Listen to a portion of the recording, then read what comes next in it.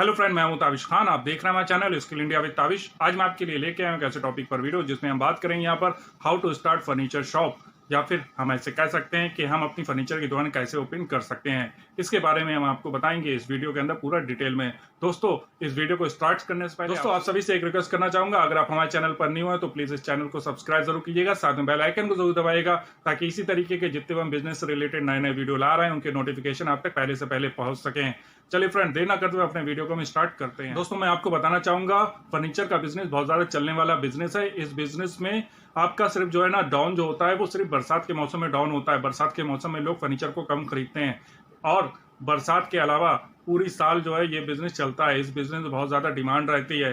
कोई भी पार्टी हो, किसी का घर बने, ठीक है, नया घर बन रहा तो उसको नए फर्नीचर की जरूरत पड़ेगी। आप कोई गिफ्ट करना चाह रहे हो कोई भी टाइप का फर्नीचर, किसी को ऑफिस में फर्नीचर की जरूरत है, तो अलग अलग जगह पर फर्नीचर की बहुत ज्यादा जरूरत पड़ती है। तो अगर आप फर्नीचर का बिजनेस करते हैं तो आपका यहाँ पे बिजनेस चलने का बहुत ज्यादा चांस रहेगा। अब मैं आपको बताऊंगा कि आपको क्या क्या पॉइंट के ऊपर ध्यान देना है जिससे कि आपका बिजनेस जो है ना बहुत अच्छे से चल सके। और साथ ही साथ आपको इस चीज को भी मैं बताऊंगा कि आपको दुकान को स्टार्ट करने से पहले कौन कौन सी चीजों की आवश्यकता पड़ेगी। तो सबसे पहले तो हम यहाँ पे बात करेंगे, अगर आप फर्नीचर की शॉप ओपन करने की सोच रहे हैं तो सबसे पहले शॉप जैसे ही आप ओपन करते हैं तो शॉप को ओपन करते ही आपको इस चीज के ऊपर ध्यान देना होगा। सबसे पहले आपको अपना गूगल मैप के ऊपर रजिस्ट्रेशन कराना होगा, या आप खुद भी रजिस्ट्रेशन कर सकते हैं अपने आप से। आपको गूगल मैप के ऊपर रजिस्ट्रेशन कर लेना है, वहां पर जाके अपनी शॉप की और जो भी आपकी शॉप के अंदर जितना भी अच्छा अच्छा डिजाइन का जो फर्नीचर है उसके 2-4 फोटो ले लेना है और वो फोटो भी अपलोड कर देना है, अपना एड्रेस डाल देना है पूरा डिटेल में, ठीक है। तो उससे क्या होगा, जब भी कोई जो है अपनी नियरेस्ट शॉप को सर्च करेगा गूगल मैप के ऊपर तो आपकी अगर शॉप वहां पर रजिस्टर्ड होगी तो आसानी से वो सर्च में आ जाएगी।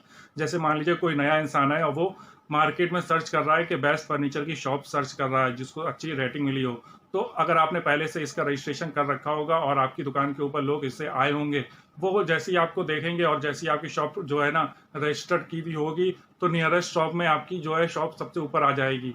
तो जब वो शॉप ऊपर आएगी तो लोग उसको देखेंगे, लोग उसको देख के आपकी शॉप तक आएंगे, तो इससे आपके कस्टमर बढ़ेंगे।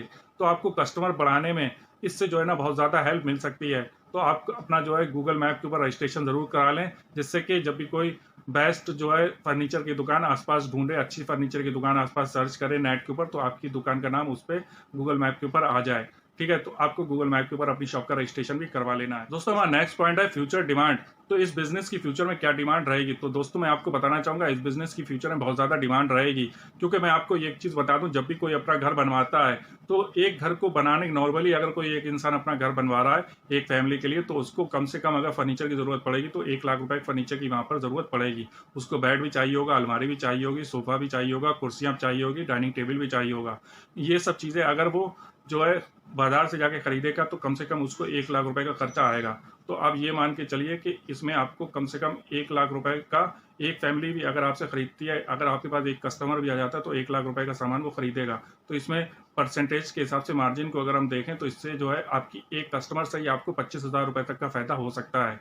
तो दोस्तों, आजकल आप देख ही रहे हैं कितने ज्यादा जो है दिन पे दिन जो है ना नए नए फ्लैट बनते जा रहे हैं, ठीक है। लोग अपना नया नया घर बनवा रहे हैं। तो क्या हो रहा है कि जब कोई अपना घर बनवाता है तो फर्नीचर भी लेता है। तो अगर आप फर्नीचर का काम करेंगे तो यहाँ पर फर्नीचर में आपका चलने का बहुत ज्यादा चांस रहेगा।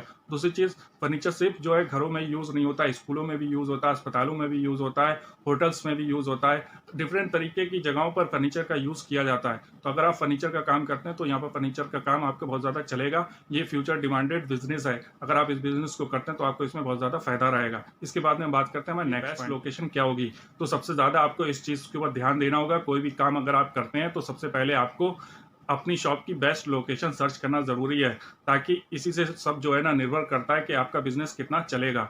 तो आपको अगर आप फर्नीचर का काम कर रहे हैं तो आपको ऐसी जगह पे अपनी शॉप ओपन करनी है जो जहाँ पर थोड़ी भीड़ भाड़ रहती हो, मार्केट का एरिया हो या मार्केट के पास का एरिया हो, जहाँ पर लोग आते जाते ज्यादा हो, या फिर ऐसा एरिया जहाँ पर शादी विवाह या फिर पार्टी का सामान बिकता हो, ठीक है, कपड़ों का सामान बिकता हो, या फिर ऐसे प्रोडक्ट बिकते हो जो फंक्शन में यूज किए जाते हैं, ठीक है, पार्टीज में यूज किए जाते हैं। अगर आप उस टाइप का सामान बिक रहा है, ठीक है, इलेक्ट्रॉनिक की दुकानें हो आसपास, इस टाइप का मार्केट है, तो अगर इस टाइप के मार्केट के आसपास भी अपनी फर्नीचर की आप शॉप ओपन कर लेते हैं तो खूब चलेगी।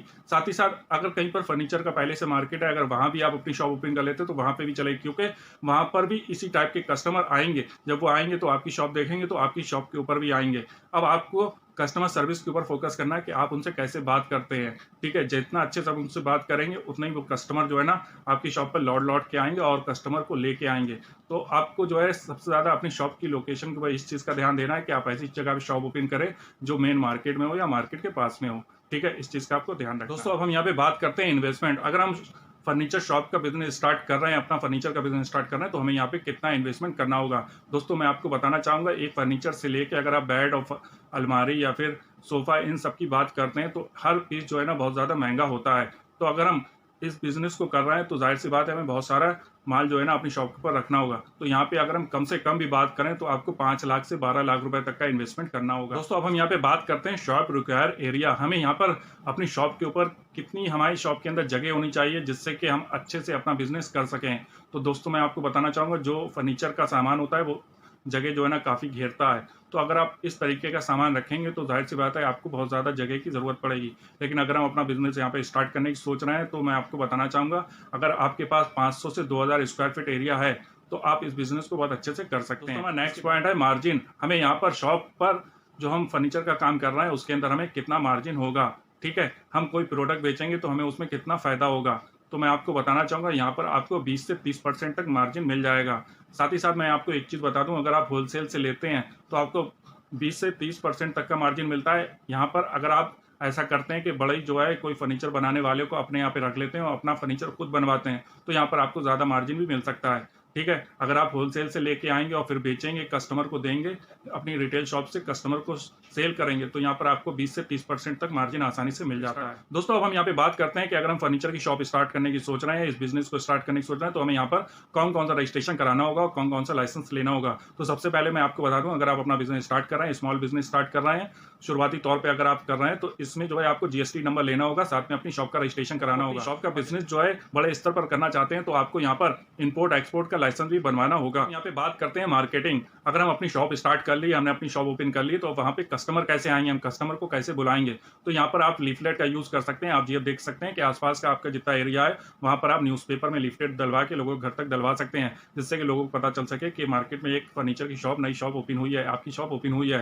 ताकि वो वहाँ तक आ सकें। आपके पास जितने भी प्रोडक्ट्स हैं आप उनके प्रोडक्ट का जो है फोटो दे सकते हैं, प्राइस दे सकते हैं और जो आप डिस्काउंट दे रहे हैं वो भी उसमें मेंशन कर सकते हैं, ठीक है। तो आपको इस तरीके से मार्केटिंग करनी है। दूसरी चीज़ आप ऐसा कर सकते हैं, जो भी आपके पास में इवेंट मैनेजर हैं या फिर ऐसे लोग हैं जहाँ पर फंक्शन होते हैं तो उनसे भी जाके आप कांटेक्ट कर सकते हैं कि किसी को अगर फर्नीचर की ज़रूरत हो या फिर आपको फर्नीचर की ज़रूरत है तो आप हमारे यहाँ से ले सकते हैं, ठीक है। इस तरीके से भी आप मार्केटिंग कर सकते हैं। दूसरी, word of mouth, mouth publicity. जब कोई कस्टमर आपकी शॉप पर आएगा, उसको अच्छी सर्विस आप देंगे तो जाहिर सी बात है वो कस्टमर फिर दोबारा लौट के आएगा और कस्टमर को लेके आएगा। तो इस तरीके से भी आपकी मार्केटिंग बहुत ज़्यादा होती है। तो अगर आप इस तरीके से मार्केटिंग करते हैं तो यहाँ पर आपकी शॉप जो है बहुत ज़्यादा चलेगी। आपको क्या करना है, लीफलेट बनवा लेना है, बैनर लगवा लेना है, ठीक है, थोड़ा प्रचार कर देना है, ठीक है। आपको जो है ना लोगों से अच्छे से बातचीत करना है और जो इवेंट मैनेजर होते हैं उनसे जाके बातचीत करना है, ठीक है। तो इस तरीके से अगर आप करते हैं तो आपका बिजनेस बहुत ज़्यादा चलेगा। इसके बाद में बात करते हैं वर्कर। हमें यहाँ पर जो हमारी शॉप है उसके अंदर हमें कितने वर्कर की ज़रूरत पड़ेगी, तो कम से कम आपको 2 से 3 वर्कर की यहाँ पर ज़रूरत पड़ेगी, जो आपकी शॉप के अंदर काम भी करेंगे, ठीक है, कस्टमर को भी डील करेंगे। इन सब कामों के लिए आपको कम से कम 2 से 3 वर्कर की ज़रूरत पड़ेगी। हमारा जो सबसे लास्ट पॉइंट है वो सबसे ज़्यादा ज़रूरी है किसी बिजनेस के लिए, नाम है आफ्टर सेल सर्विस। अगर आप आफ्टर सेल सर्विस के लिए बहुत ज़्यादा डिटेल में जानना चाहते हैं तो इसके रिगार्डिंग मैंने पहले से वीडियो बना दिया है। आप मेरी रिटेल सीरीज़ में जाके आफ्टर सेल सर्विस का वीडियो देख सकते हैं, वहाँ पर आपको डीपली इसकी जानकारी मिल जाएगी। अभी मैं आपको बता देता हूँ कि आफ्टर सेल सर्विस होती क्या है। आपका फर्नीचर का काम है तो आपको ये करना है कि जो आपका फर्नीचर कस्टमर लेके जा रहा है, ठीक है, तो आपको उसका घर का एड्रेस नोट कर लेना है और फिर अपना जो भी आपका वर्कर है उसको आपको वहाँ पर एक में सेल्स पर्सन हो या फिर आपका जो भी शॉप के अंदर काम करता हो वर्कर, ठीक है, उसको आपको भेज देना है। तो वो जाके वहाँ पर क्या करना है कि उसको इंस्टॉल कर दे या फिर जो बेड जो है कस्टमर यहाँ से लेके गया है, ठीक है, तो उसको वहाँ पे जाके उसके घर पे आराम से फिट कर दे, ठीक है, जिससे कि वो कस्टमर के जो रूम है उसके अंदर आसानी से चला जाए और वो फिट हो जाए, जिससे कि कस्टमर को पूरा बेड जो है तैयार मिले। अगर आप ऐसी सर्विस देते हैं तो कस्टमर बहुत ज़्यादा खुश हो जाता है। दूसरी चीज़, अगर इन फ्यूचर आपके सामान जो भी वो आपकी शॉप से सामान लेकर गया है उसमें कोई प्रॉब्लम आ जाती है तो कस्टमर जब कॉल करता है आपको तो आप अपने पास से एक वर्कर फ्री में भेजिए, उसका कोई चार्जेस मत लीजिए, वो जाके जो भी कस्टमर की प्रॉब्लम आ रही है उसको सॉल्व करेगा, ठीक है। अगर इस तरीके की जो सर्विस होती है उसको कहते हैं आफ्टर सेल सर्विस, मतलब सेल्स होने के बाद जो सर्विस आप देंगे, ठीक है, उसका बहुत ज़्यादा बेनिफिट होता है। जैसे कोई भारी प्रोडक्ट है, छोटा सा प्रोडक्ट है, भारी है और आपकी शॉप के ऊपर कोई बुजुर्ग लेने आया है तो आपको ऐसा करना है कि अगर आप उस प्रोडक्ट को यहाँ से ले जाके अपनी शॉप से ले जाके कस्टमर के घर तक पहुँचवा देते हैं, फ्री डिलीवर कर देते हैं, तो कस्टमर इसमें बहुत ज़्यादा खुश हो जाता है, ठीक है? कस्टमर से आपका बॉन्डिंग जो है ना, रिश्ता मजबूत हो जाता है। तो इस चीज़ का आपको ध्यान रखना है। इस तरीके की सर्विस अपने कस्टमर को देते हैं, तो यही आफ्टर सेल सर्विस कहलाती है।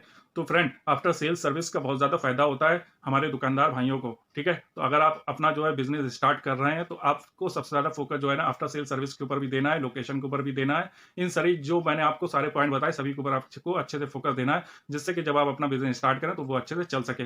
दोस्तों, उम्मीद करता हूँ कि जो मैंने आपको जानकारी इस बिज़नेस से रिलेटेड दी, वो आपके लिए हेल्पफुल रही होगी। अगर आपको हमारा चैनल अच्छा लग रहा है और इसी तरीके के और वीडियो देखना चाहते हैं, तो प्लीज़ हमारे चैनल को सब्सक्राइब कीजिएगा, साथ में बेल आइकन को ज़रूर दबाइएगा और कमेंट करके बताइएगा हमारा वीडियो आपको कैसा लगा।